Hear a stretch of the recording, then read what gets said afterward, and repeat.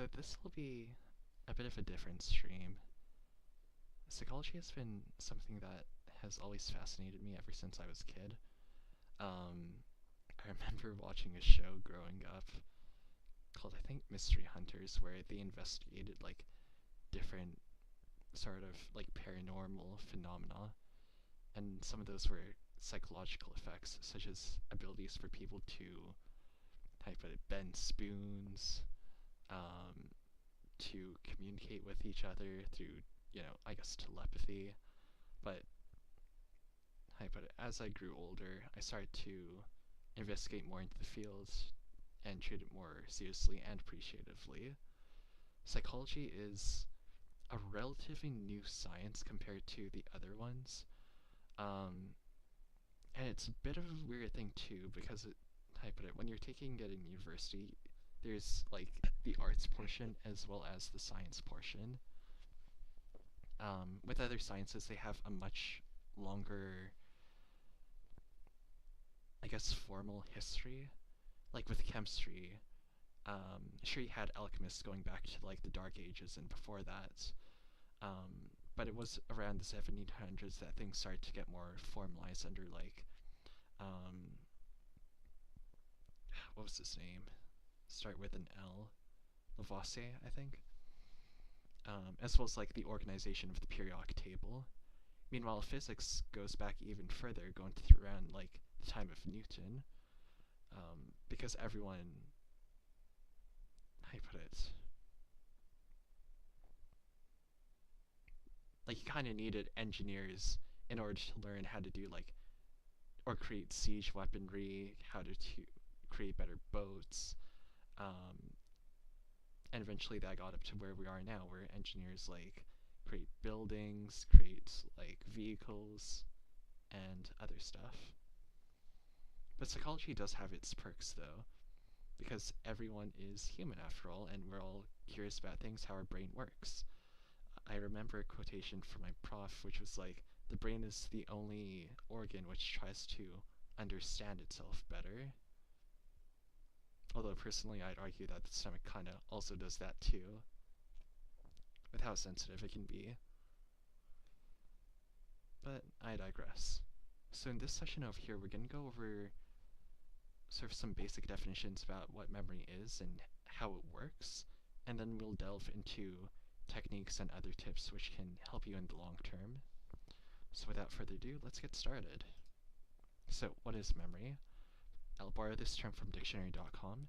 It is the mental capacity or faculty of retaining and reviving facts, events, impressions, etc., or of recalling or recognizing previous experiences.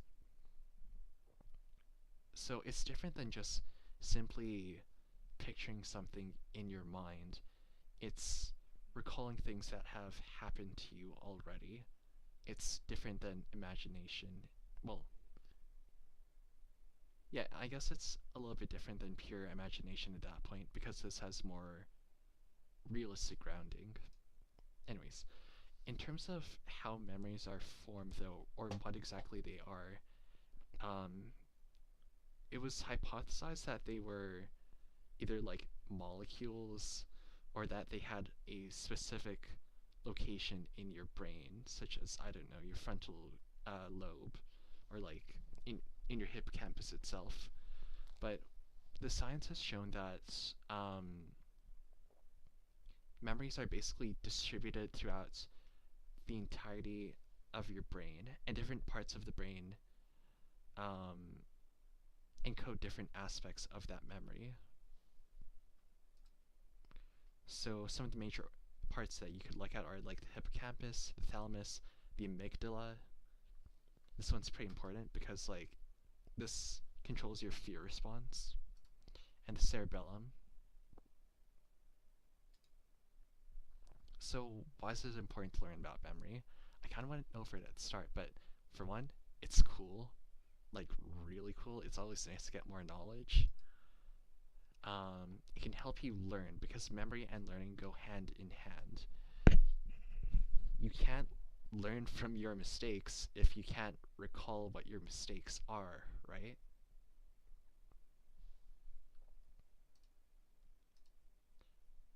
thirdly, memories enrich your life. Um, in terms of who we are, I think Near Automata did this really well, wherein um, 2B prizes 9S, um, and worries that even though 9S might get blown up and all that, um, and 9S isn't too bothered because he'll just reset to an earlier point, 2B cares about the 9S that's in front of her in that moment, who has like all of his memories, because without those memories, what are you but if not a physical shell? You are who you are because of your physical body, because of your mental capacity, and also because of your memories. Right. Next up, this one's. I wish I could go more into this in detail, but I might need to save that for another stream. But learning about how memory works can give you a lot of insight about how certain memory-based illnesses work. The only reason why we have so much information about how memories are encoded or like how they're stored is because of special cases where people have had like um, lesions or like um, lobotomies or I guess weird stuff going on in their brain, like due to development issues. So it's sort of like by understanding the lack of that part of the brain, we're able to, how do I put it? We're sort of able to deduce what that brain was responsible in the role of memory. I can't really go over it right now because I'd have to go back and research the case studies for those, but it would be an interesting stream to go through. Though another thing to consider is also like the patient's privacy. Some of these cases are really old, like from the 60s, but it's still important to treat these people as human beings and not as just like random test subjects who, who only exist to benefit science because, they had their own lives going, they had their own families, and they're still trying to do their best despite everything. Anyways, so types of memory. There's a few different ways to categorize memory. You could categorize it by the duration that it lasts. So with sensory, these are brief sensations that are quickly lost, such as like sight or touch. With sight, you typically get things for like half a second if you don't focus on it. For touch, it does last for a few more seconds though. And the reason why it's sort of wired up like this is that if you were to remember every single thing that you saw, your brain would pretty much get overloaded and have to parse through everything. And parsing through that makes you pretty vulnerable, especially when you're like, if your ancestor's on the run from like a predator or trying to get out of a difficult situation. So again, these things fade off very quickly. Next up, short term. These last a bit longer. These are like 5 to 9 chunks that are retained for about 20 seconds, but can be retained further through rehearsal. In other words, repeating it back to yourself in a certain way. What I mean by chunks, though, a chunk is like a unit of information, but the size of it depends on how much you understand that chunk. So for instance, if I were to give you a bunch of numbers, right, like 153708, the way that I said it without any breaks in between makes it hard to remember. But if you break it apart into certain patterns, like 138708, that increases the size of that chunk because now that information is a pair of numbers instead of single numbers. If that makes sense. And it doesn't just apply to numbers either. Um, like it's possible to think of the different organs of a plant as one single chunk if you've memorized it as one single chunk rather than the individual parts. You're able to see the overall, and that enables you to store that as one piece of info rather than like 5 or 6 pieces separately. Okay, next up, working memory. These are brief chunks of information which can be retrieved from your long-term storage, which can be manipulated in mind.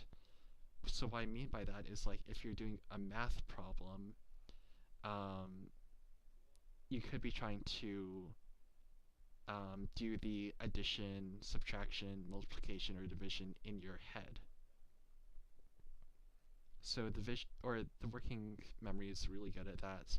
It lets you um, not only just play around with numbers, but also visualize things in your head. So if you picture like a cube, you're able to rotate it around in your mind, take a look at the left side, right side, top, and bottom. Yeah. Next up, long-term memory. So this is the one that people like to focus on because this is the one that lasts a really long time in comparison to the other ones. It also has really large storage, although this will definitely vary between people, especially if there's any issues with the brain. Anyways, so there's 2 other ways you can categorize memory. The first is procedural. So this is like your muscle memory, so like motor skills or movement that a person can do. So if you watch basketball, it's sort of like how players will get into a stance before throwing a basketball in a free throw.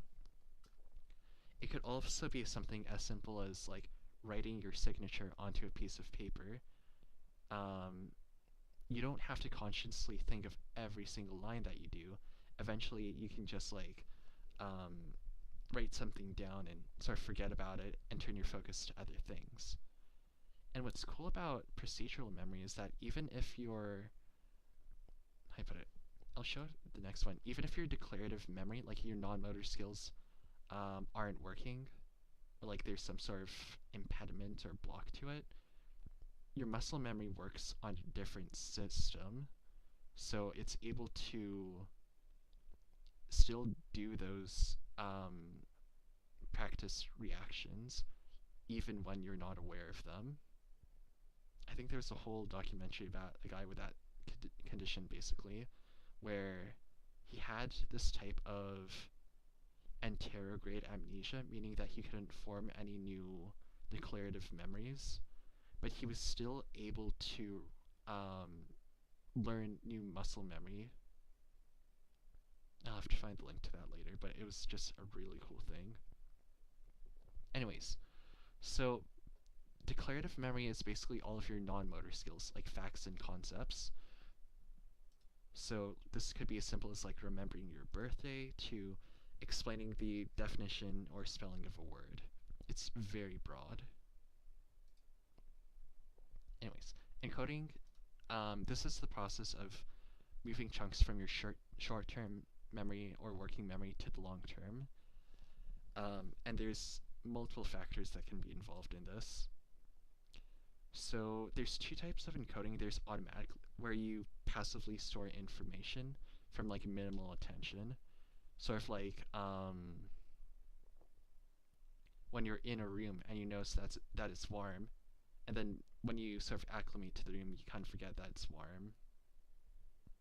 But then later on, once you're out of there, you might remember that there was a slight temperature change or something like that. And then there's effortful encoding. This is information that you remember through some sort of means of repetition, and we'll go through those in the next few slides. With effortful encoding, there's 3 different types. Structural, where you mostly look at visuals, so like sight. Phonological, where you attach sounds to those visuals. And then semantic, where you attach meaning to that memory. So you could remember like when you went to the amusement park, you could remember the sights of the rides, the sound of the people, but it meant a lot to you because it was the first time that you went. It could have been a good time with your family and friends, that sort of thing. So by attaching those emotions, those sensations, um, it helps you recall that memory a lot better. Right, so let's go into the actual strategies. Um, so memorization, this one's probably the one a lot of people are familiar with. It's just copying the same thing down over and over and over and over and over and over and over and over and over. So this could be just repeating the same thing to yourself multiple times. It could be writing something down, that sort of thing. So this is like good for fundamental knowledge, like multiplication tables, but it's horrible because it sort of wears you down and it's not very, how do you put it, stimulating. Additionally, you don't really recognize the context or the meaning behind that information. So again, good for certain basic stuff, but bad for other types because it's very superficial in that way. Not saying that it's useless, you just have to use it in a certain way. Another thing that can help improve your knowledge is just getting good. Basically, the more prior knowledge you have, the greater the ability you have to make new connections and build onto new ideas. If I were to use math again, it's sort of like recognizing that 2 plus 2 plus 2 is really long. So a different way to memorize that is that 2 plus 2 plus 2, that's basically saying 2 3 times. So you could say 2 times 3 is equal to 6. So again, using prior knowledge to build onto new ideas. And I see this a lot in certain education curriculums. The best ones usually try to spiral or make reference to the older material so that's not completely foreign to the student. Although it does run up with some issues with students who didn't always stay in that school system, but that's another story. Additionally, by having more prior knowledge, it gives you the ability to, or improves your ability to identify patterns in that information. So for instance, if I say 0, 2, 4, 6, 8, 10, you can probably guess that the next number is 12 because you recognize that all the numbers I said were even numbers. Something like that. Next up, mnemonic devices. This is a very broad concept because it's basically any type of memory aid. So this could be something like an acronym where you take like the first two letters of a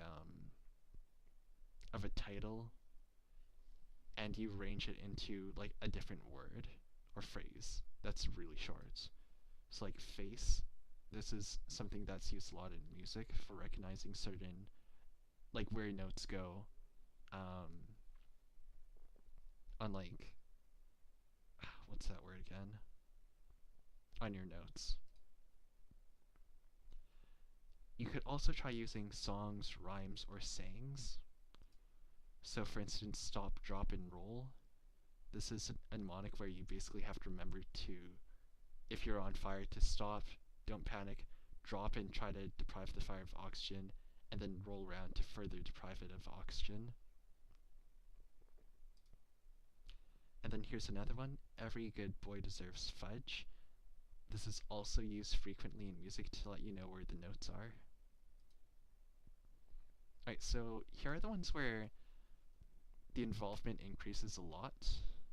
Key cards. So these are a favorite of mine. It's pretty simple. All you need to do is have like a word on one side or a concept and the definitions and explanations on the other side or onto a different card. And the reason why I like these so much is that, one, I use them a lot frequently in university, and it's just a really easy way to show and help record information, especially since everyone has paper and pencils or pens. And it's also really easy to turn these cue cards into stuff like games. So like match 2 is a really common one. Old Maid. So if you have the word and the concept, you would strike those out and remove it from your hand. Bingo and Jeopardy. And then here's probably the most effective one. It takes a while for a person to learn it and to integrate it, though. Um, the method of loci, or like the mind palace, is basically conceptualizing in your mind like a map or a drawing, or even like a physical space with unique landmarks. So, for instance, you could imagine the layout of your house and how each room has a different purpose. So after you mark down the landmarks in your space, you add new memories to those landmarks. And you gotta be sure that your landmarks are distinct to avoid confusion. So for instance, if I were to imagine a house, I could imagine that my house has like 4 rooms. So like a living room, a kitchen, an attic, and like a bedroom. So I would put something I need to memorize, like math equation or like my multiplication tables, in my bedroom. So, how do I put it? The more you're able to go back into your mind palace and remember where you place things, the better you're able to memorize it. That said, you gotta be sure those landmarks are distinct. You gotta keep things organized, so if you place something down, it doesn't move around, and you don't really have duplicates. Yeah. Alright. So, only a few more slides left. There's a few other ways you can aid in memorization. Caffeine, whether it's from coffee or like supplements or tea, can modestly help you out. I'd have to find the specific study, but caffeine is generally known to help with focus and helping you stay alert because it literally blocks like your sleep response. If you're more interested in that, I could make a pharmacology stream going over how different everyday drugs or like, parts of your nutrition can affect your brain chemistry. But yeah, caffeine's just good because it prevents you from feeling drowsy and going to sleep. It's not perfect though. Speaking of sleep though, be sure to get enough sleep. I swear, people nowadays are getting below 8 to 9 hours of sleep, which is really bad because not only can it lead to poor recall, it can lead to a whole bunch of other downstream effects. Like weird blood pressure, depression, tiredness, that sort of thing. So please be sure you get enough sleep. Other things you need to take care of: nutrition. You can't work on an empty stomach. That includes when you're trying to memorize something. Your body will literally try to prioritize anything else in order to get food. And it's just like a major distraction. So please be sure that you're going through the day, eating snacks when necessary, and just looking after yourself. Speaking of talking about yourself, though, passion and motivation. If you really want to memorize something, you will memorize it. By having that passion and motivation, it creates a positive association with that memory. So the more positively you think about it,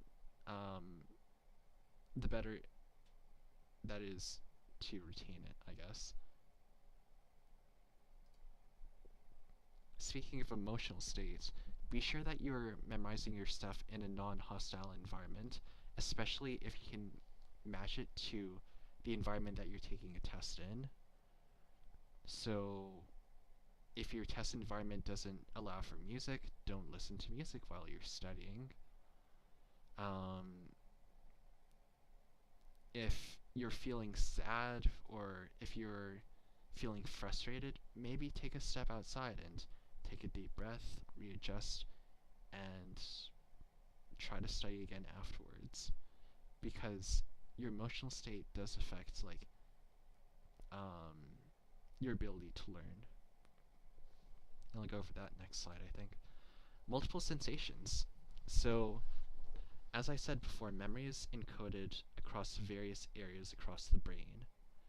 That means that the more areas you activate with that memory, the more vividly you're able to recall it.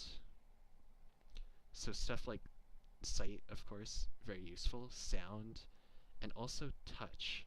There's been an ongoing debate right now as to whether typing is actually detrimental compared to writing stuff down. For the people who say writing stuff down, it's because they feel like, or they kind of view that the tactile feel and motions of moving your hand creates a greater association with the letters that you write down. Meanwhile, for typing, um,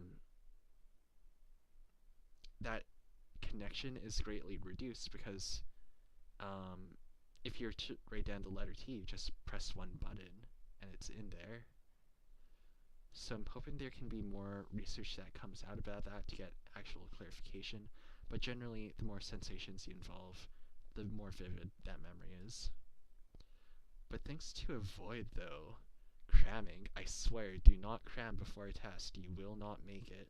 Give yourself a bit of a head start. Preferably try to study after a lecture or something like that. Because people tend to, if you remember my previous slide,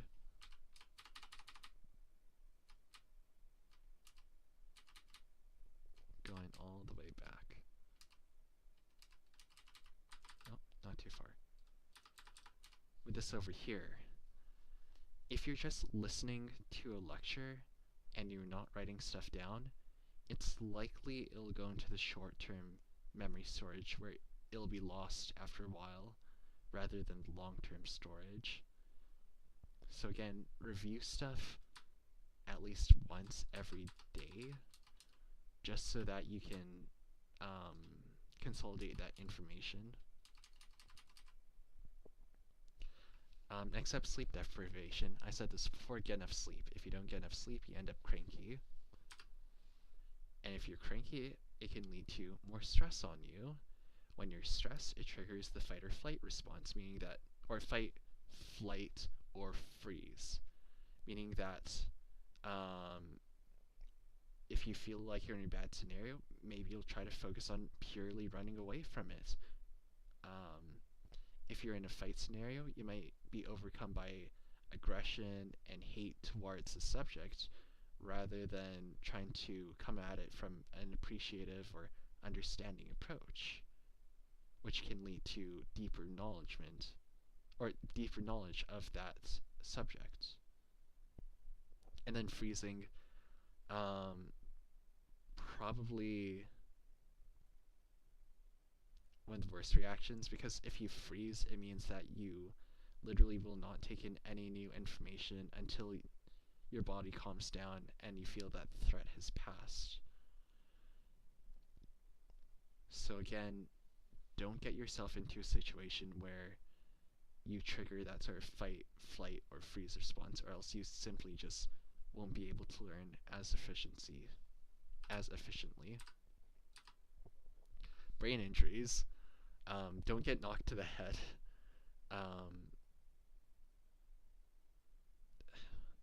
Concussions are very serious, as well as like other miscellaneous head injuries, such as like stroke, workplace accidents. Oh man, there are just some weird case studies in science. can't really say them right now, but maybe I'll save it for a future stream if possible. Um, Lack of repetition. What I mean by this is that if you don't go back to your notes um, and look over them, you're gonna lose a lot of your information even on the day that you saw it. So you don't necessarily need to study every day, but at least space it out and pace yourself so that you don't burn out, while also giving yourself some time to refresh. Messiness. Um,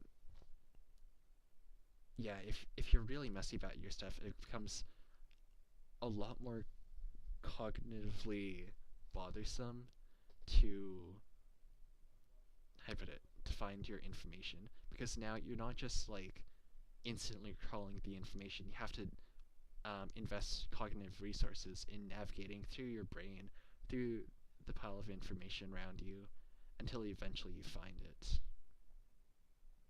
It's sort of like the difference between um,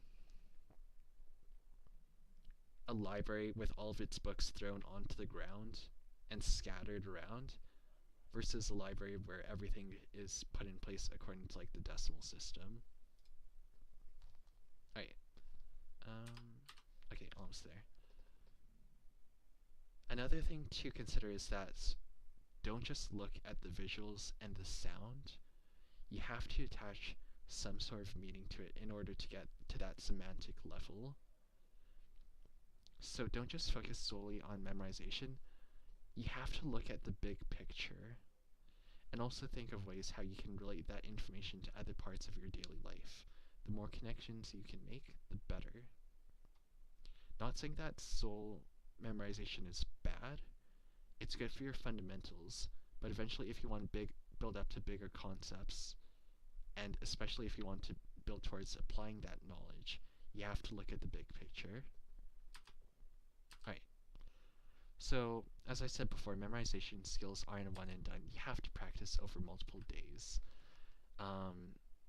Early on in psychology, there was a guy who studied how things are forgotten, and he came up with this idea of like a forgetting curve. I would like to check over that original paper just to be sure everything's okay.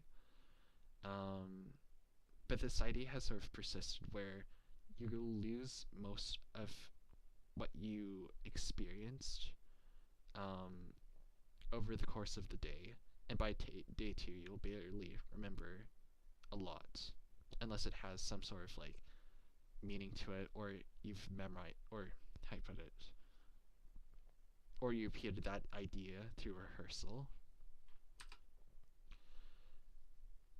As additional caveats, when you try to bring something out from long-term memory storage into your, working memory, for instance, those memories are pretty fragile at that point, meaning that they can be manipulated, and that's been a bit of an issue that's kind of stumped psychologists, and also why stuff like eyewitness testimony can be a bit like weird